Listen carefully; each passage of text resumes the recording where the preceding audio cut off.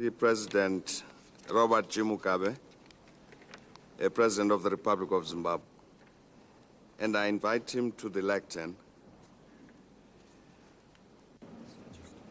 You have the floor, Your Excellency. Thank you. Your Excellencies, we must examine why 10 years after Rio, the poor remain very much with us, poorer and far more exposed and vulnerable than ever before.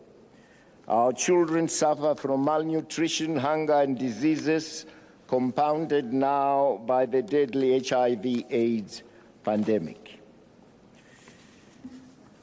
The betrayal of the collective agenda we set ourselves at Rio is a compelling manifestation of bad global governance, lack of real political will by the North, and a total absence of a just rule of law in international affairs. But they would want the poor should be able to use their sovereignty to fight poverty and preserve their heritage in their corner of the earth without interference. That is why we in Zimbabwe understand only too well that sustainable development is not possible without agrarian reforms that acknowledge in our case that land comes first before all else, and that all else grows from and off the land. This is the one asset that not only defines the Zimbabwean personality and demarcates sovereignty, but also an asset that has a direct bearing on the fortunes of the poor and prospects for their immediate empowerment and sustainable development.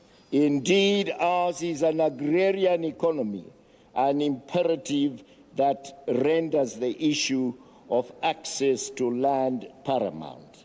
In our situation, Mr. President, this fundamental question has pitted the black majority, who are the right holders and therefore primary stakeholders to our land, against an obdurate and internationally well-connected racial minority, largely of British descent, and brought in and sustained by British colonialism, now being supported and manipulated by the Blair government. Let no one who is negative want to spoil what we are doing for ourselves in order to unite Africa. We belong to this continent. We don't mind having and bearing sanctions banning us from Europe. We are not Europeans.